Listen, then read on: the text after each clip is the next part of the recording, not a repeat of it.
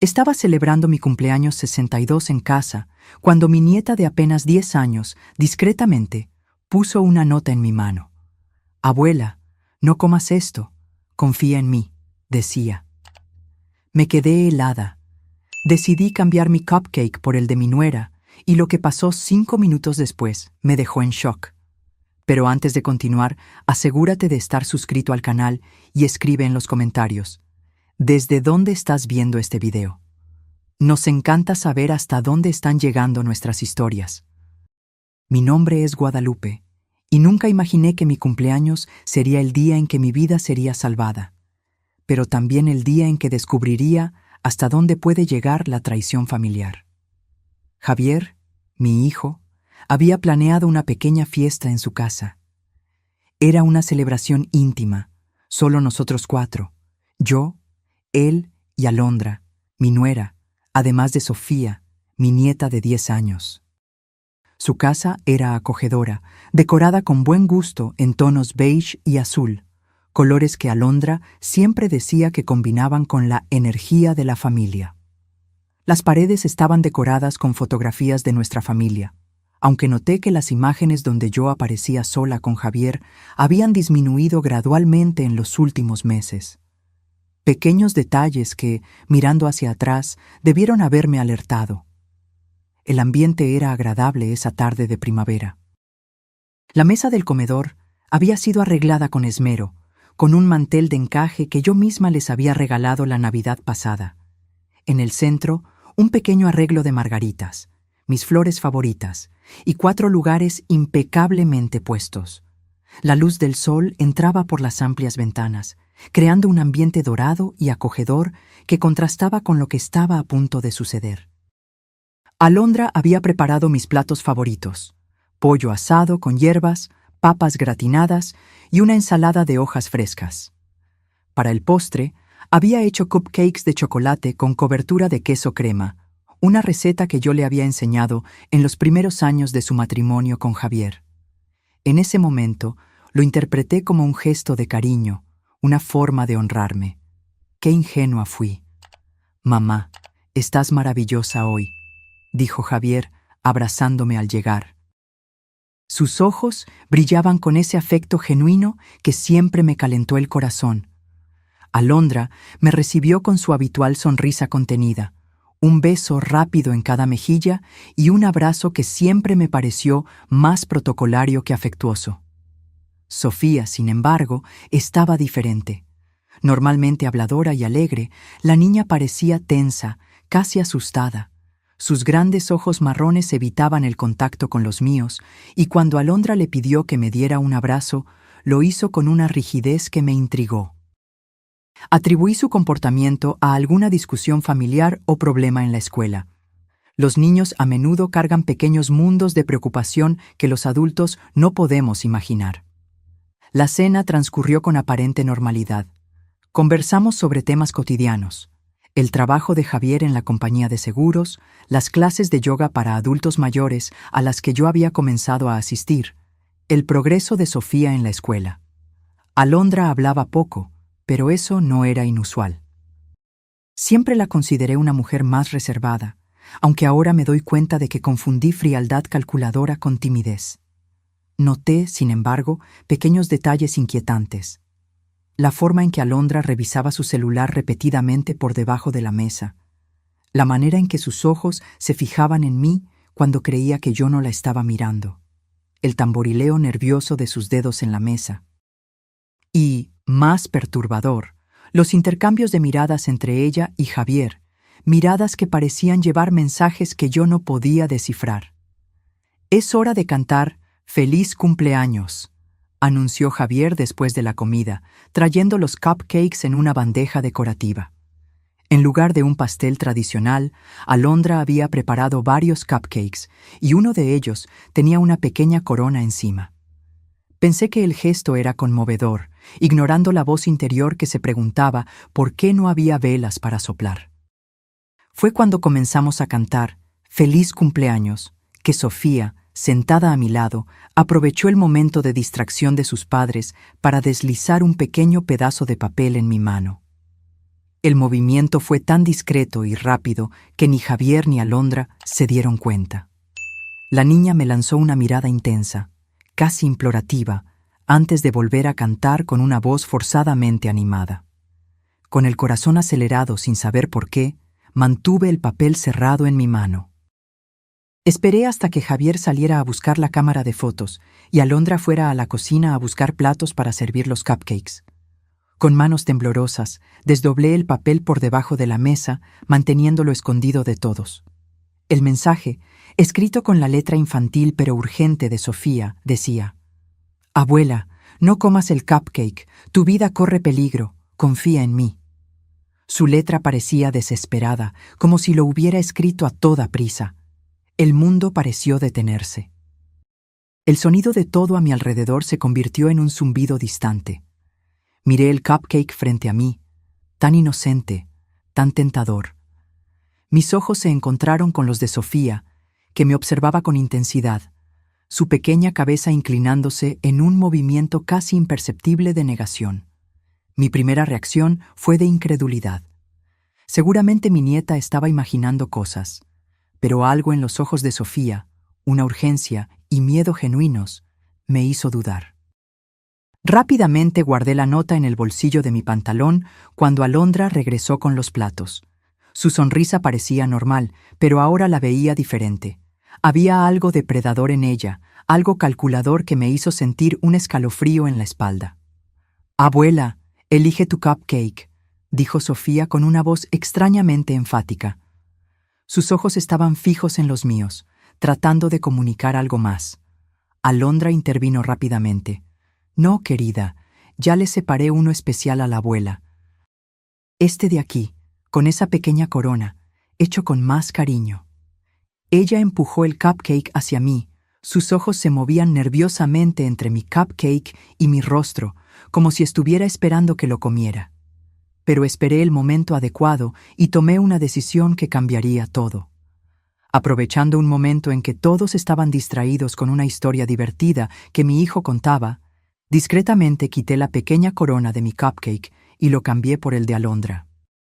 Fue un movimiento rápido, casi imperceptible.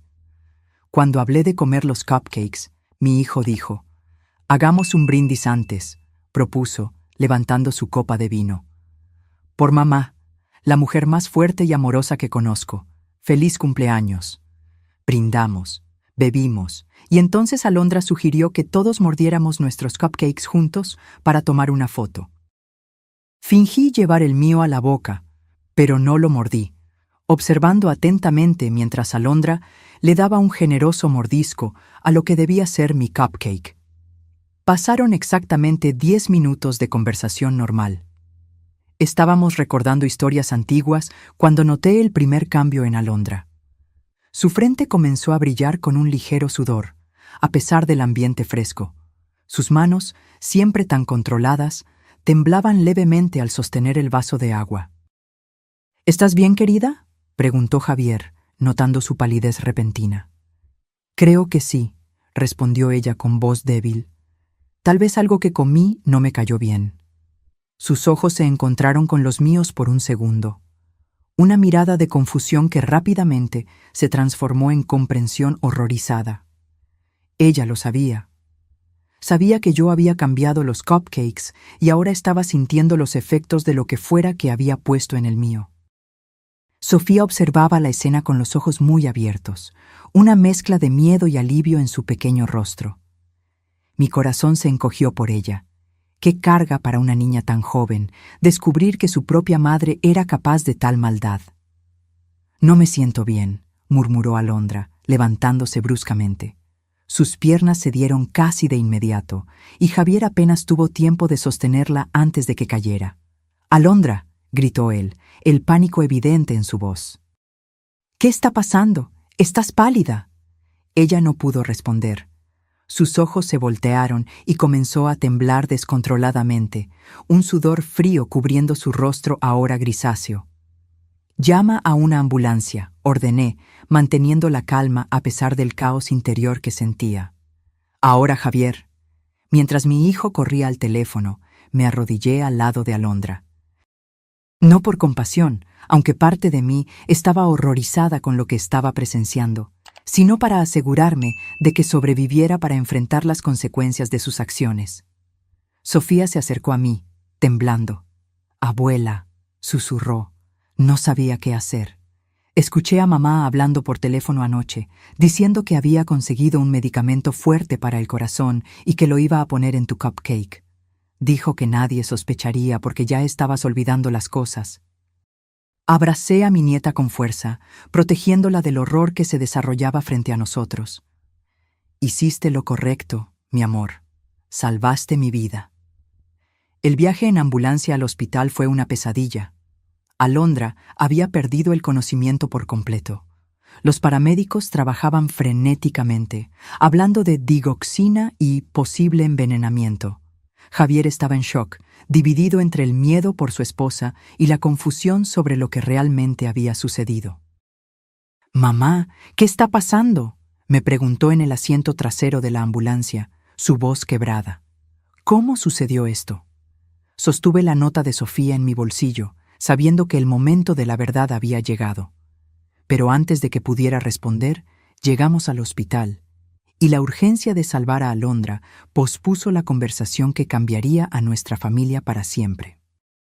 Mientras los médicos luchaban por estabilizarla, me senté en la sala de espera fría e impersonal, con Sofía dormida en mi regazo y el peso de la verdad presionando mi corazón. ¿Qué le diría a Javier? ¿Cómo le explicaría que su esposa, la mujer que amaba, había intentado matarme? Y, lo más importante, ¿cómo protegería a mi nieta de las consecuencias de haber expuesto a su propia madre? Las luces fluorescentes del hospital parecían intensificar la irrealidad de la situación. Hace unas horas estábamos celebrando mi cumpleaños. Ahora estaba a punto de desentrañar una trama de traición familiar que ninguno de nosotros jamás podría haber imaginado. El médico que nos atendió parecía demasiado joven para cargar con el peso de las noticias que traía. Sus ojos oscuros mostraban una seriedad que hizo que mi corazón se acelerara de aprensión. «Señora Morales», se dirigió a mí. «Soy el doctor Ramírez. Necesitamos hablar sobre la condición de la señora Cepeda». Javier, que estaba sentado a mi lado sosteniendo la mano de Sofía, se levantó de inmediato. «¿Cómo está mi esposa, doctor? ¿Va a estar bien?». El médico dudó, eligiendo sus palabras con cuidado. «Está estable por ahora, pero encontramos algo muy preocupante en los análisis de sangre». Miró a Sofía, que estaba despierta pero callada, sus ojos grandes, observando todo. «¿Tal vez deberíamos hablar en privado?». «Sofía puede quedarse con la enfermera en el área infantil», sugerí, dándome cuenta de que la niña no debía escuchar los detalles técnicos de lo que su madre había hecho. Después de que se llevaron a Sofía, el médico nos condujo a una pequeña sala de consulta. El olor a desinfectante era opresivo, casi sofocante, mientras nos sentábamos en las sillas frías de plástico. Los análisis de sangre de la señora Cepeda mostraron niveles alarmantes de digoxina, explicó el doctor Ramírez. Es un medicamento que se usa para tratar afecciones cardíacas, pero en la cantidad que encontramos en su sistema es potencialmente letal. Javier palideció, su expresión una mezcla de confusión y horror. ¿Digoxina? Alondra no tiene problemas cardíacos. ¿Cómo es que esto? ¿Por qué? Esa es exactamente la pregunta, señor Cepeda. Su esposa no debería tener digoxina en su sistema, y la cantidad que encontramos.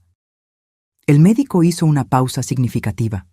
Bueno, no llegó allí por accidente. Fue en ese momento que me di cuenta de que no podía posponer más la verdad. Con manos temblorosas, saqué la nota de Sofía de mi bolsillo y se la entregué a Javier. «Hijo». Mi voz sonó más firme de lo que esperaba.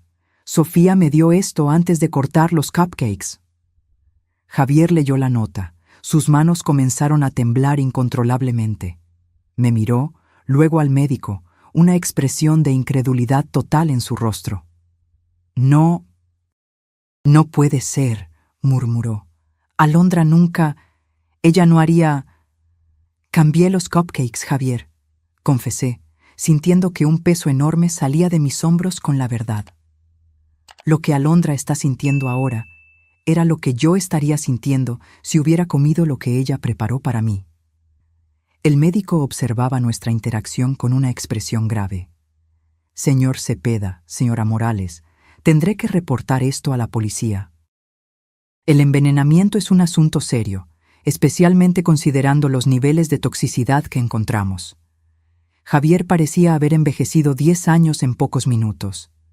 Debe haber algún error, insistió, aunque su voz había perdido la convicción.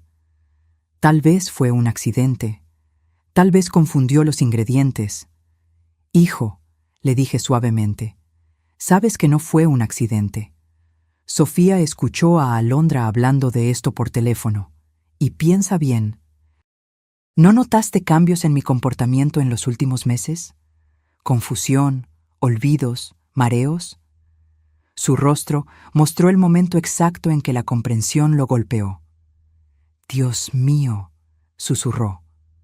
Alondra me había estado diciendo que estabas mostrando signos de demencia temprana, que necesitábamos considerar opciones de cuidado asistido para ti. Se cubrió el rostro con las manos, y yo le creí. El doctor Ramírez intervino con suavidad. Señor Cepeda, nos gustaría hacerle análisis de sangre a su madre también.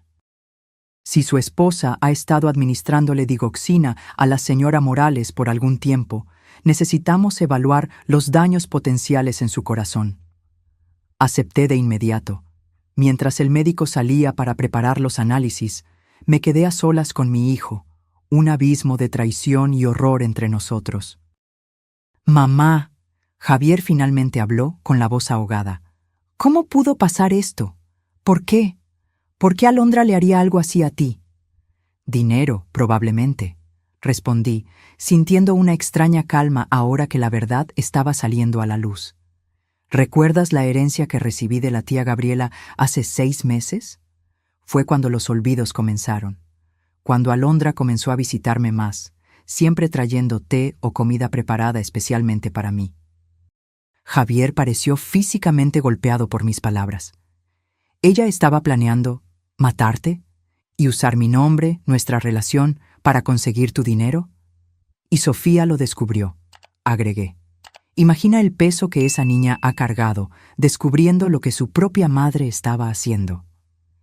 En ese momento, la puerta se abrió y una mujer de mediana edad entró, seguida por un oficial uniformado.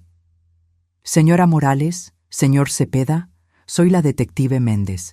Necesitamos hablar sobre lo que sucedió hoy. Las horas siguientes fueron un borrón de declaraciones, análisis de sangre e interrogatorios. La detective Méndez era meticulosa y compasiva, especialmente al hablar con Sofía. La niña, valiente más allá de sus años, contó cómo se había despertado la noche anterior con sed y había escuchado a su madre por teléfono en la cocina. Estaba hablando de la abuela, explicó Sofía, su vocecita temblando ligeramente. Dijo que había conseguido un medicamento fuerte que haría que pareciera natural. Que la abuela ya estaba mostrando signos de confusión y nadie sospecharía. Sus ojos se llenaron de lágrimas. Sabía que estaba mal. Mamá siempre me enseñó que envenenar está mal. En las historias, solo los villanos envenenan a las personas. La simplicidad moral de una niña de 10 años contrastaba dolorosamente con la complejidad de la traición adulta.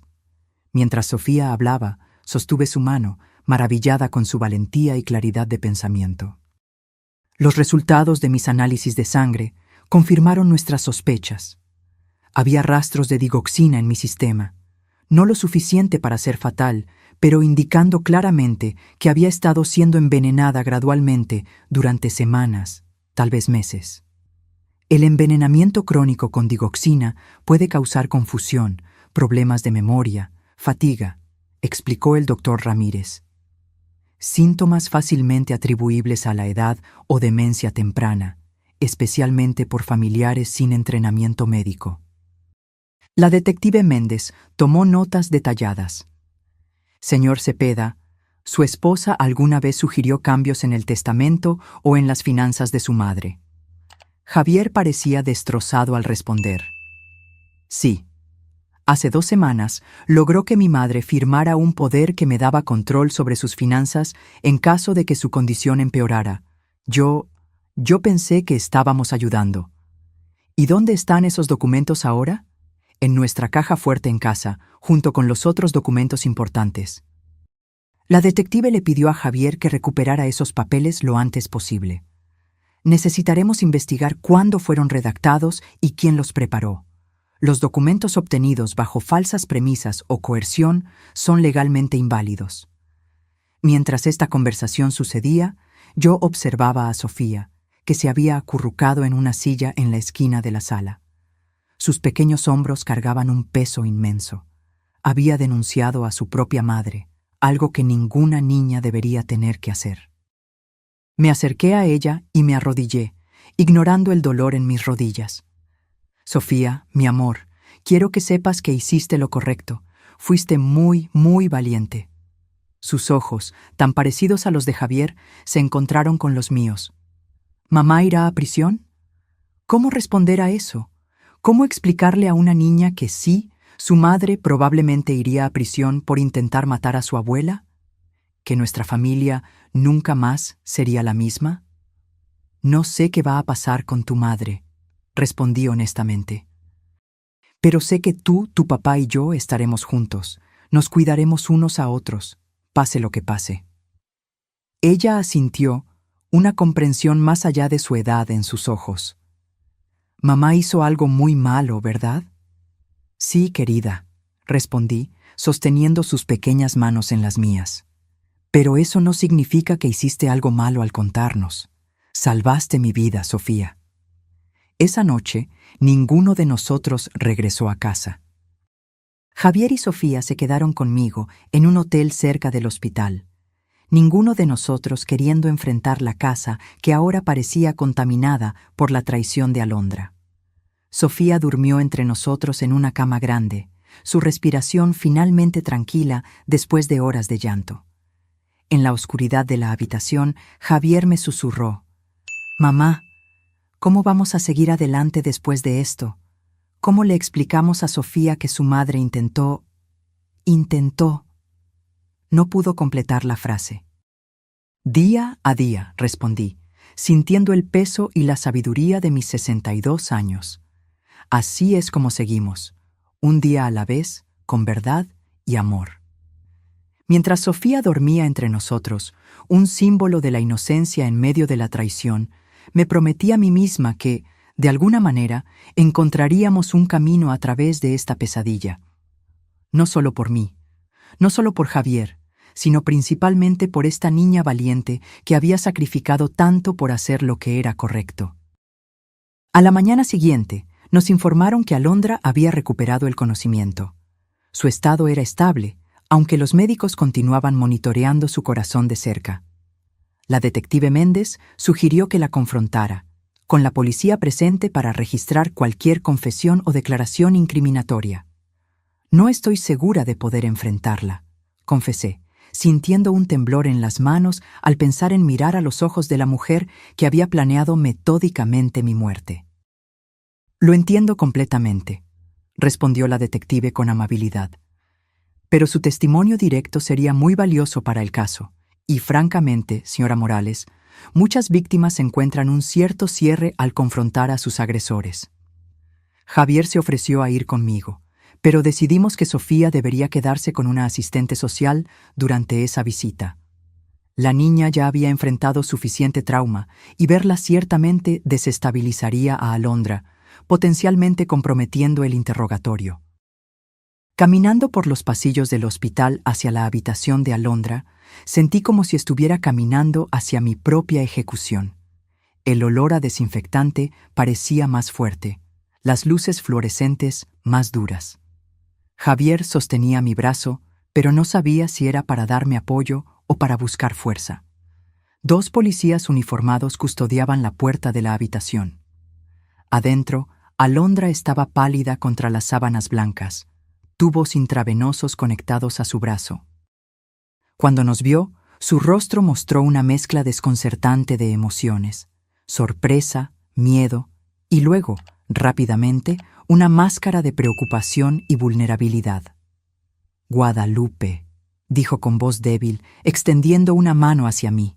Gracias a Dios que estás bien. Estaba tan asustada. La facilidad con la que asumió el papel de víctima preocupada me dejó momentáneamente sin palabras. Era como si estuviéramos en realidades completamente diferentes.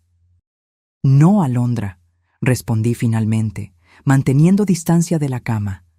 No vamos a hacer esto. Sabemos lo que hiciste. Sofía escuchó tu conversación telefónica. Sabemos lo de la digoxina.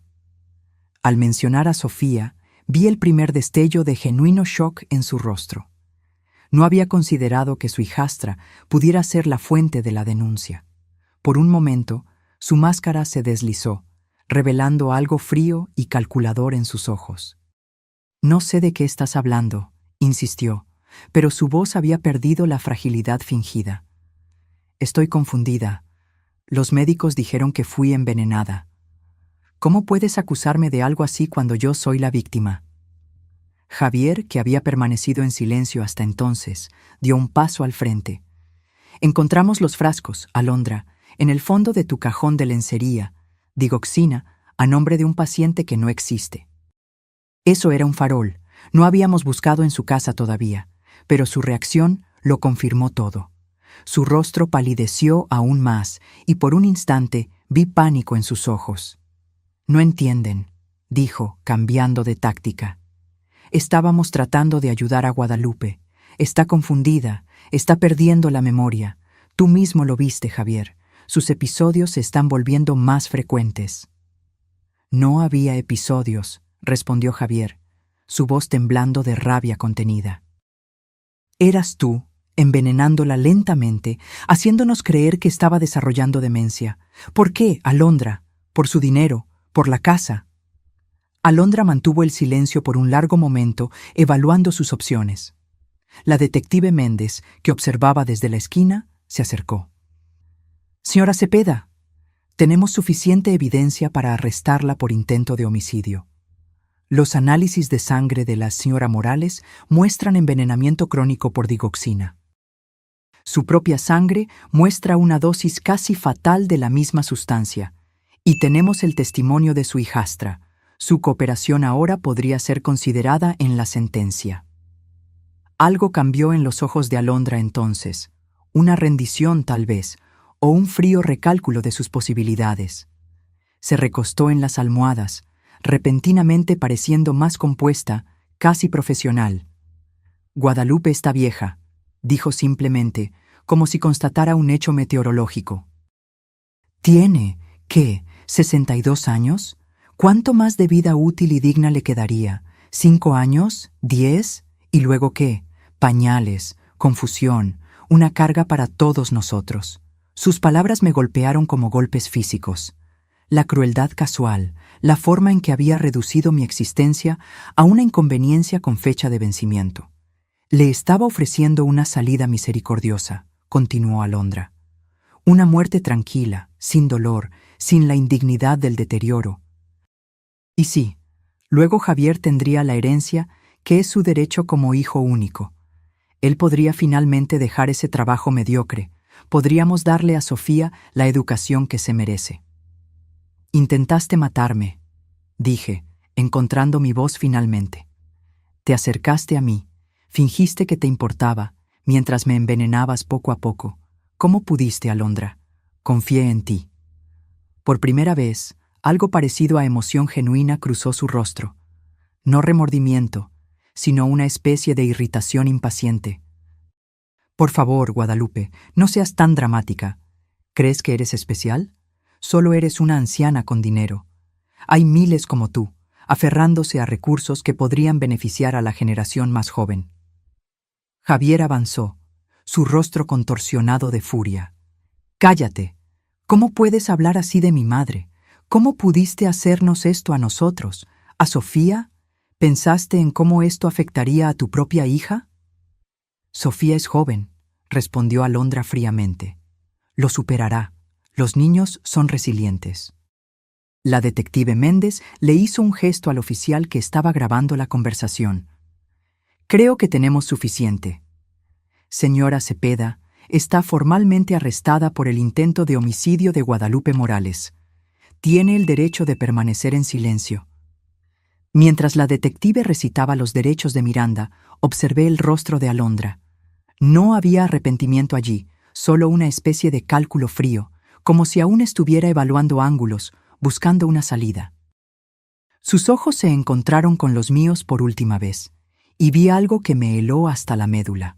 No odio o rabia, sino una indiferencia total hacia mi valor como ser humano. Salimos de la habitación en silencio, Javier y yo sosteniéndonos el uno al otro. En el pasillo, lejos de los oídos de Alondra, él se desmoronó, apoyándose en la pared y deslizándose hasta el suelo. «¿Cómo no lo vi?», sollozó, cubriéndose el rostro con las manos. «¿Cómo pude ser tan ciego? Ella estaba envenenando a mi madre justo debajo de mi nariz, y yo no solo no me di cuenta, sino que la ayudé, creyendo las mentiras sobre la demencia. Me arrodillé a su lado, ignorando el dolor en mis viejas rodillas, y sostuve su rostro entre mis manos. Hijo, no tenías forma de saberlo. Alondra es manipuladora, es lo que hace, nos engañó a todos. Pero soy tu hijo, insistió, con la voz ahogada. Debería protegerte. En cambio, estaba planeando ponerte en un asilo porque creía que te estabas volviendo senil. La detective Méndez se acercó, ofreciéndole pañuelos a Javier y dándonos un momento para recuperarnos. «Señor Cepeda», dijo amablemente, «las personas como su esposa son expertas en manipulación. Construyen mentiras tan convincentes que incluso los profesionales entrenados pueden ser engañados. No se culpe».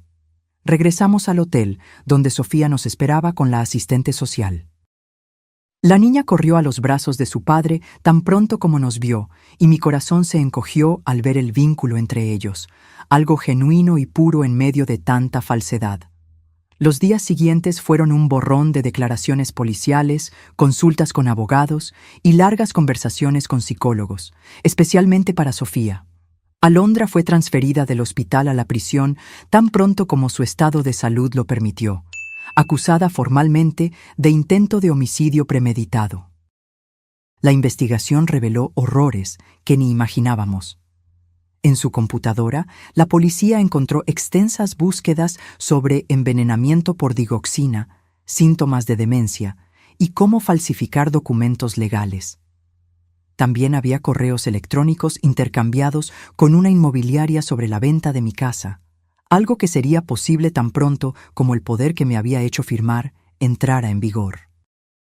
Más perturbadoras aún fueron las conversaciones con un hombre llamado Rafael, aparentemente un exnovio con quien había mantenido contacto. En los mensajes, ella discutía abiertamente sus planes. «La vieja no durará más de 2 meses. Ya conseguí el poder. Cuando la internen por demencia, venderemos la casa y seremos libres». En otros mensajes, detallaba cómo estaba aumentando gradualmente las dosis de digoxina, quejándose de que yo era más resistente de lo que esperaba. Cuando la detective me mostró estas evidencias, sentí una náusea profunda, no solo por el horror de lo que se había planeado, sino por la frialdad calculadora con la que Alondra había orquestado todo. ¿Cómo podía alguien reducir a otro ser humano, alguien con quien compartió comidas, celebró cumpleaños, construyó recuerdos, a nada más que un obstáculo a ser eliminado? «Es más común de lo que imagina», dijo la detective cuando expresé mi conmoción. «Tenemos casos de envenenamiento por familiares casi todos los meses. Generalmente es por dinero, a veces por venganza. Lo que hace que el caso de Alondra sea inusual es el nivel de planificación y su paciencia. Una noche, aproximadamente una semana después del incidente, Sofía vino a mi habitación en el apartamento temporal que habíamos alquilado. Javier finalmente se había quedado dormido después de días de insomnio, y la niña debería estar durmiendo también. «Abuela», susurró, sus ojos grandes en la penumbra, «¿puedo contarte algo?». Hice espacio para ella en la cama y se acurrucó contra mí como lo hacía cuando era más pequeña. «Claro, mi amor, puedes contarme cualquier cosa». Creo que sabía que mamá estaba haciendo algo malo desde hace más tiempo, confesó, su voz casi inaudible. Ella cambió después de que usted recibió ese dinero de la tía abuela. Comenzó a hablar de cómo usted se estaba poniendo vieja, cómo necesitábamos prepararnos para cuando usted ya no pudiera cuidarse sola. Mi corazón se encogió al pensar en la carga que esta niña había llevado. ¿Por qué no dijiste nada antes, querida? Sofía se quedó en silencio por un momento. Porque era mi mamá, respondió finalmente. Siempre debes confiar en tu mamá, ¿verdad? Pero luego... Su voz se quebró. Luego la escuchaste en el teléfono, completé suavemente.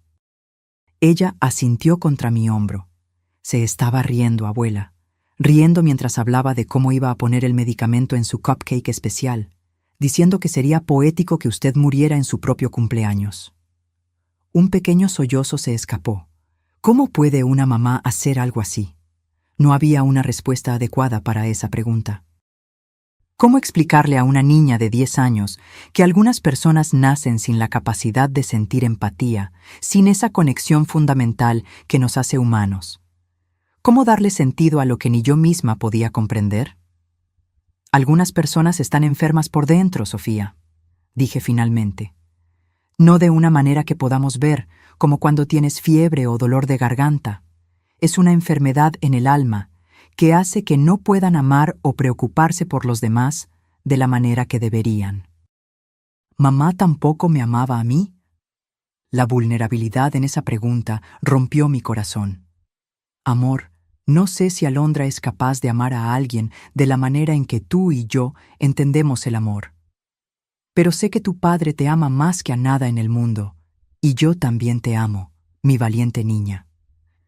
Ella se quedó en silencio por un largo momento, procesando esto con la sabiduría más allá de sus años, que los niños que enfrentan traumas a menudo desarrollan. ¿Puedo dormir aquí con usted hoy, abuela? Claro que puedes, mi amor. Mientras Sofía se dormía en mis brazos, contemplé el futuro incierto que teníamos por delante. El juicio de Alondra, el divorcio inevitable, las cicatrices emocionales que todos llevaríamos, especialmente esta pequeña guerrera que se había visto obligada a elegir entre la lealtad a su madre y hacer lo que era correcto. Pero debajo del dolor y la traición había un hilo de esperanza. Nosotros tres, Javier, Sofía y yo, habíamos sido unidos por esta terrible experiencia de una manera que tal vez no hubiera sido posible de otra forma. Las mentiras habían sido expuestas, la manipulación eliminada. Lo que quedaba era real, un amor genuino, basado no en falsas pretensiones o agendas ocultas, sino en una verdad compartida, por más dolorosa que fuera. Superaremos esto, susurré a la Sofía dormida, una promesa para ella y para mí misma. Juntos encontraremos un camino a través de esta oscuridad.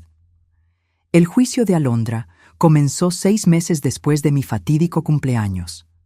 Medio año de preparación emocional y legal, de sesiones de terapia y noches de insomnio. Medio año de reconstruir nuestra pequeña familia a partir de los escombros de la traición. El tribunal era un imponente edificio de piedra gris, frío y formal como el sistema de justicia que representaba. Me senté en la primera fila, con Javier a mi lado y Sofía entre nosotros, todos vestidos con ropa formal y expresiones solemnes.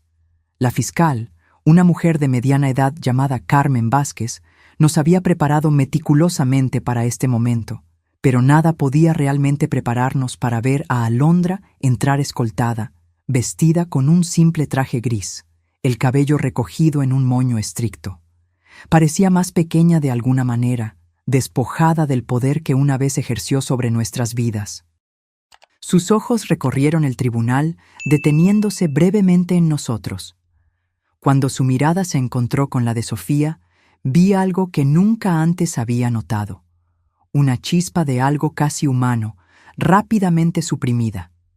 La jueza, la honorable María Elena Gutiérrez, era una mujer de presencia imponente y mirada penetrante. «Estamos aquí para el caso del Estado contra Alondra Cepeda», acusada de intento de homicidio premeditado, abuso de ancianos, envenenamiento, falsificación de documentos y fraude. Su voz resonó en la sala silenciosa. Mi testimonio fue el primero. Caminé hasta el estrado de testigos con pasos que esperaba que parecieran más firmes de lo que me sentía. Mientras juraba decir la verdad, noté cómo mis manos estaban arrugadas bajo las luces brillantes del tribunal, manos que habían cocinado para Alondra, que habían sostenido a la recién nacida Sofía, que ahora temblaban ligeramente al ser levantadas para el juramento. La fiscal me guió a través de la narrativa de los eventos con una delicadeza profesional. Conté sobre los olvidos que comenzaron después de recibir la herencia de la tía Gabriela. Sobre cómo Alondra comenzó a visitarme con más frecuencia, siempre trayendo comida o té. Sobre cómo gradualmente comencé a sentirme confundida, a dudar de mi propia mente. Señora Morales, preguntó la fiscal, ¿cuáles eran sus síntomas durante ese periodo? Mareo, confusión, fatiga extrema, respondí, sintiendo el peso de los recuerdos. Había días en que no podía recordar lo que había hecho por la mañana, momentos en que me perdía en medio de una frase. Empecé a pensar que estaba desarrollando demencia, como mi esposo. ¿Y estos síntomas ocurrían con algún patrón específico? Siempre empeoraban después de las visitas de Alondra. En ese momento, lo atribuía a la agitación de tener compañía. Ahora sé que era porque ella estaba poniendo digoxina en mi comida o bebida. La defensa, naturalmente, intentó desacreditar mi testimonio. El abogado de Alondra, un hombre delgado con ojos calculadores, insinuó que yo realmente podría estar sufriendo de demencia temprana y que las acusaciones eran el resultado de confusión mental. Sugirió que tal vez yo había puesto la digoxina en el cupcake de Alondra en un momento de paranoia. «Señora Morales», preguntó con falsa solicitud, ¿no es cierto que su propia madre fue diagnosticada con Alzheimer a los 63 años? ¿Solo un año más que su edad actual? Mantuve la compostura, aunque sentí que mi rostro se calentaba de indignación. Mi madre tuvo Alzheimer, sí, pero a diferencia de su condición, mis síntomas comenzaron y se detuvieron de acuerdo con la presencia de su cliente en mi vida, y, curiosamente, desaparecieron por completo después de mi envenenado cumpleaños. Los resultados de los análisis médicos hablaron por sí solos. Los informes toxicológicos mostraron claramente la presencia de digoxina en mi sistema, no en niveles letales, pero consistentes con envenenamiento crónico. El testimonio del doctor Ramírez confirmó que mis síntomas eran totalmente compatibles con intoxicación por digoxina, no con demencia. Pero fue el testimonio de Sofía lo que silenció la sala del tribunal. Pequeña y solemne en su vestido azul marino, habló con una claridad que hizo que varios jurados se secaran los ojos. «Escuché a mi mamá en el teléfono», dijo, su voz sorprendentemente firme. Se estaba riendo de poner medicamento en el cupcake especial de la abuela. Dijo que sería el último cumpleaños de ella. «¿Y qué hiciste después de escuchar eso, Sofía?», preguntó suavemente la fiscal. Me dio miedo. No sabía qué hacer. Luego recordé lo que la maestra siempre dice sobre ver algo malo. Si ves algo, di algo. Así que le escribí una nota a la abuela. Fue una decisión muy valiente, comentó la fiscal. ¿Tenías miedo de lo que podría pasar? Sofía miró directamente a Alondra por primera vez. Tenía miedo de que la abuela muriera, y tenía miedo de que mi mamá se enojara conmigo. Pero la abuela siempre me enseñó que tenemos que hacer lo correcto, incluso cuando es difícil. En las semanas que siguieron, el juicio reveló la extensión completa de los planes de Alondra. Expertos forenses recuperaron correos electrónicos borrados, historiales de búsqueda y mensajes de texto que pintaban un cuadro de una manipulación meticulosamente planeada. Las evidencias médicas eran incuestionables. Los documentos legales que me había hecho firmar fueron claramente obtenidos bajo coerción y falsas premisas. Más devastador aún fue el descubrimiento, a través de la investigación más profunda de la detective Méndez, de que Alondra había hecho esto antes. Una anciana en Tijuana, prima lejana de su primer marido, había muerto en circunstancias similares 3 años antes. Elena Gómez, de 76 años, había dejado una modesta herencia a Alondra después de una repentina enfermedad degenerativa. Los familiares habían sospechado, pero sin pruebas concretas, nada se pudo hacer en ese momento. El patrón es idéntico, explicó la detective en el tribunal. Acercamiento gradual, ganancia de confianza, sugerencias de deterioro mental, aislamiento de la víctima de otros familiares, documentos legales modificados y, finalmente, una muerte que parecía natural. Cuando llegó el turno de Alondra de testificar, su estrategia había cambiado. Ya no era la manipuladora segura que yo había confrontado en el hospital. Ahora se presentaba como una mujer rota, víctima de abuso en la infancia, sufriendo de trastorno límite de la personalidad que la hacía incapaz de comprender completamente la moralidad de sus acciones. Yo solo quería lo mejor para nuestra familia, dijo, con lágrimas perfectamente cayendo por su rostro. Javier era infeliz en su trabajo. Sofía necesitaba una mejor educación. Yo no estaba pensando con claridad. Simplemente vi una solución para nuestros problemas. Observé su actuación con una mezcla de fascinación y repulsión. Había algo casi admirable en la forma en que podía reinventarse, adaptando su personalidad a las circunstancias como un camaleón. Si no fuera por la montaña de evidencia en su contra, casi podría haber creído en su contrición. Los jurados no fueron engañados. Después de solo 6 horas de deliberación, regresaron con el veredicto: culpable de todos los cargos. La sentencia: 25 años de prisión sin posibilidad de libertad condicional, considerando la premeditación y el historial de comportamiento similar. Cuando la jueza anunció la sentencia, sentí una extraña ausencia de triunfo. No había alegría en ver una vida desperdiciada de esa manera, solo un profundo cansancio y un deseo de seguir adelante. Sofía lloró en silencio al lado de Javier, no de tristeza por la condena de su madre, sino de alivio por el fin de la pesadilla. Al salir del tribunal ese día, bajo el cielo claro de otoño, me di cuenta de que finalmente éramos libres, no solo de la amenaza física que Alondra representaba, sino del poder emocional que había ejercido sobre nosotros. ¿Qué hacemos ahora?, preguntó Javier mientras caminábamos hacia el auto, Sofía sosteniendo nuestras manos entre nosotros, formando una pequeña cadena humana de sobrevivientes. Vivimos, respondí simplemente. Curamos, reconstruimos. En los meses que siguieron al juicio, hicimos exactamente eso. Javier vendió la casa donde había vivido con Alondra. Ninguno de nosotros podía soportar las memorias impregnadas en esas paredes, y encontró un apartamento alegre con ventanas grandes que llenaban las habitaciones de luz.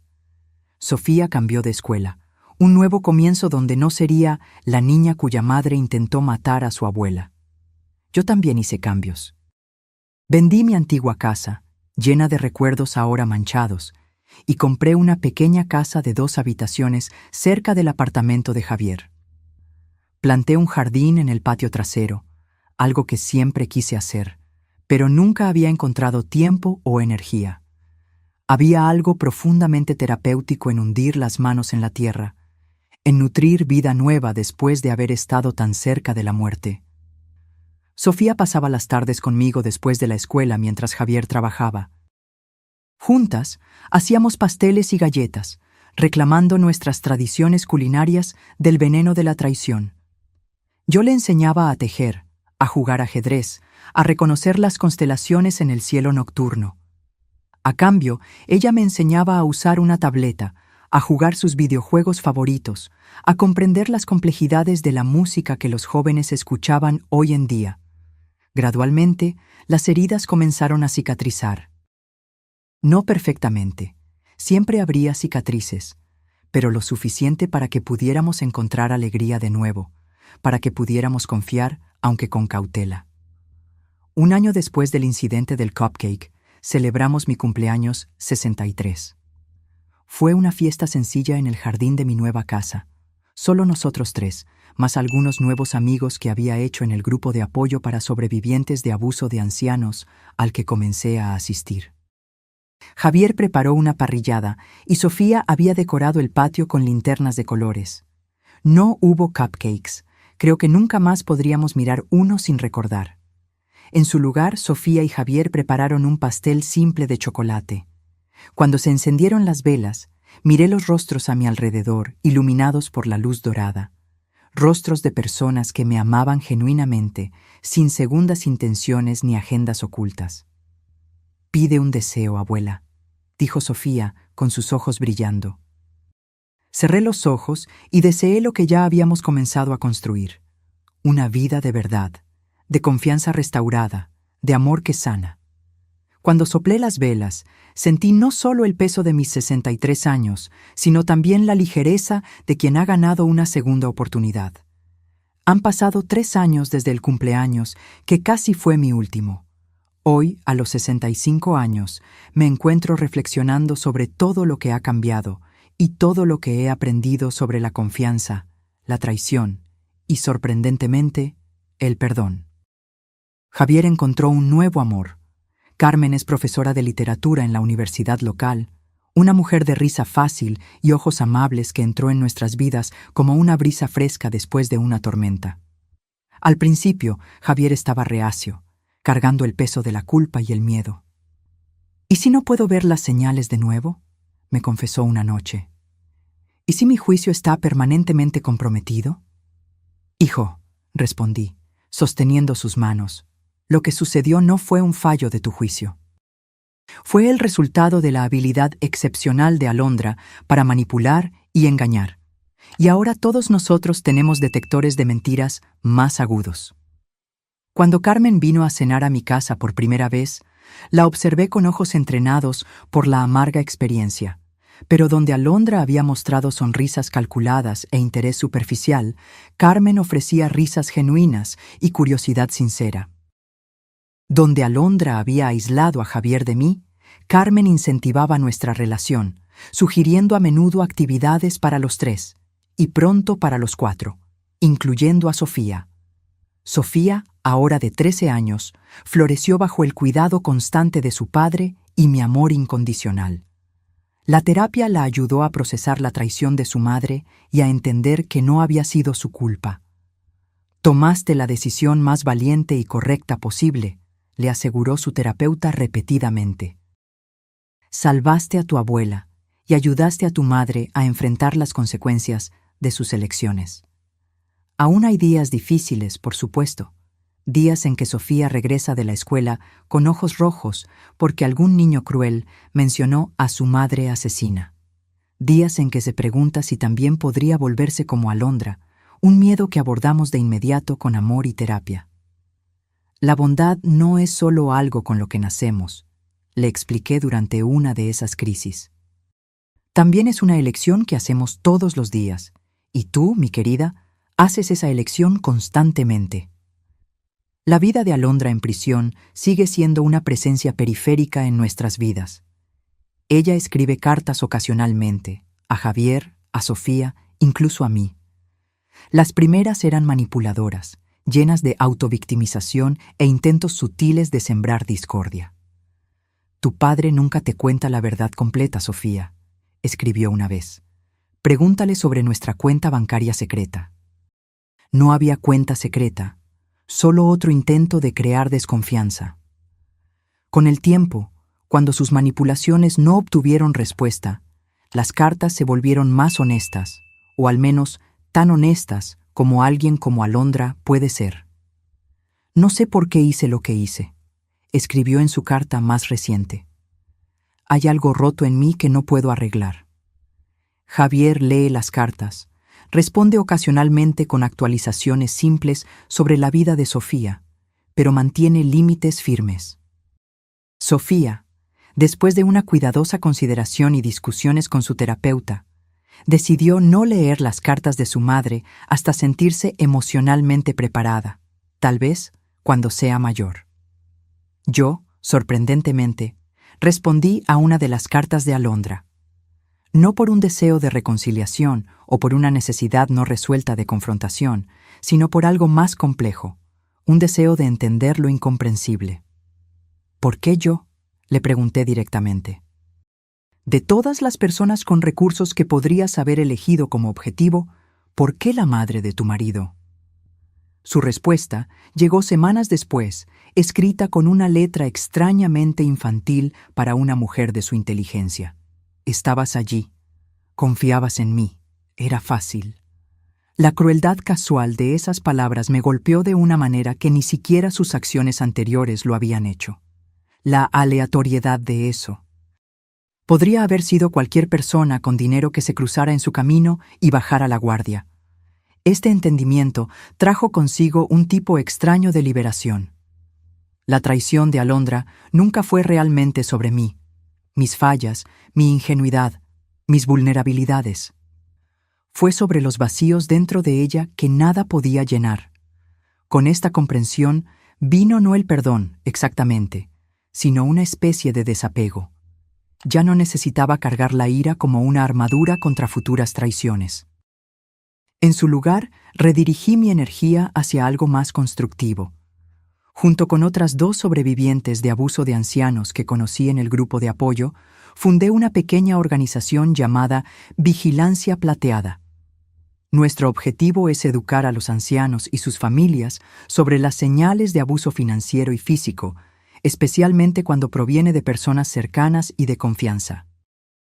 Visitamos centros comunitarios, residencias asistidas y grupos de jubilados, compartiendo nuestras historias y proporcionando recursos concretos. El aislamiento es la primera táctica, explicamos. Si alguien está tratando de limitar su acceso a otros seres queridos o amigos, eso es una señal de alerta. Más importante aún, enfatizamos que no hay vergüenza en haber sido engañado. Los manipuladores son especialistas en lo que hacen, digo en cada charla. Estudian tus vulnerabilidades, ganan tu confianza y explotan exactamente lo que más valoras, a menudo tu amor por tu familia.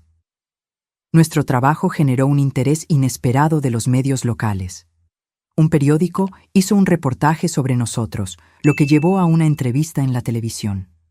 De repente, estaba recibiendo correos electrónicos y llamadas de personas de todo el país que habían pasado por experiencias similares o sospechaban que algo estaba mal en sus familias. Mi nuera insiste en que me estoy volviendo confusa, escribió una mujer de 78 años. Pero solo me siento así después de que ella me trae su té especial. Orientamos a esta señora a buscar ayuda médica de inmediato y a contactar a las autoridades. Semanas después, nos escribió de nuevo, confirmando que los análisis toxicológicos habían detectado sedantes en su sistema. Este trabajo se convirtió en mi misión, mi forma de transformar la traición en algo significativo. Cada persona que ayudamos a protegerse es una pequeña victoria contra lo que Alondra representa, la explotación de los vulnerables por aquellos que deberían cuidarlos. En casa, nuestra pequeña familia expandida encontró nuevos ritmos y tradiciones. Carmen se mudó al apartamento de Javier el año pasado, trayendo su colección de libros antiguos y su gato negro llamado Shakespeare. Sofía, inicialmente cautelosa con esta nueva figura materna, gradualmente bajó sus defensas cuando se dio cuenta de que Carmen no tenía interés en reemplazar a nadie, ni a su madre biológica, ni la relación especial que tenía conmigo. Nuestras noches de domingo se volvieron sagradas. Nos juntamos a cenar, a veces en mi casa, a veces en su apartamento, y cada uno de nosotros comparte un momento de gratitud de la semana. Es una práctica simple, pero que nos mantiene anclados en el presente, apreciando lo que tenemos en lugar de rumiar el pasado. Estoy agradecida por mi nueva amiga Lucía, compartió Sofía recientemente. Fue la única en la clase que me defendió cuando Miguel hizo esa broma sobre que mi mamá está en la cárcel. Estoy agradecido por tu fuerza, Sofía, dijo Javier, sus ojos brillando de orgullo. Me enseñas todos los días lo que significa tener coraje. Estoy agradecida por estos momentos, agregó Carmen, por esta familia que me ha acogido con tanto amor. Cuando llegó mi turno, miré los rostros alrededor de la mesa. Mi hijo, que había encontrado la fuerza para confiar de nuevo. Mi nieta, cuya valentía a los 10 años había salvado mi vida. Y Carmen, que entró en nuestra familia rota con nada más que amor genuino. Estoy agradecida por la segunda oportunidad, dije simplemente, por estar viva para ver este momento. Más tarde esa noche, sola en mi casa, contemplé el jardín que había plantado 3 años atrás. Las tímidas semillas se habían transformado en un pequeño paraíso de colores y vida. Rosas trepadoras cubrían la pared del fondo. Girasoles se inclinaban hacia la luz. Hierbas aromáticas crecían en macetas pintadas a mano por Sofía. Era una metáfora tan obvia que casi me hizo sonreír. De la tierra envenenada de la traición habíamos creado algo nuevo y hermoso. No perfecto. Todavía había malas hierbas que arrancar, estaciones secas que atravesar, pero genuinamente nuestro. A los 65 años aprendí que la confianza, una vez rota, nunca se restaura por completo de la misma manera. Crece diferente, más cautelosa tal vez, pero también más valorada por saber lo que significa perderla. Como un hueso que se cura después de una fractura, puede volverse más fuerte exactamente en el punto donde se rompió. Rodeada por mi familia, sentí una profunda gratitud por el viaje que habíamos recorrido juntos. No era el camino que cualquiera de nosotros habría elegido, marcado como estaba por la traición y la casi tragedia. Pero era nuestro camino, y habíamos caminado por él con valentía, con amor, con una determinación que nos sorprendió a todos. 5 años después del cupcake, que casi me quita la vida, ya no me definía como una víctima, o incluso solo como una sobreviviente. Era simplemente Guadalupe, madre, abuela, defensora de causas importantes, mujer que vive cada día con una intensidad que tal vez nunca hubiera descubierto si la muerte no hubiera pasado tan cerca. La vida continúa, siempre, a veces rota, a veces reparada, pero siempre preciosa, siempre, infinitamente preciosa. Ahora, si te gustó esta historia, haz clic en este próximo video que está apareciendo en la pantalla, porque en él, la historia de traición y revuelta como nunca antes has visto.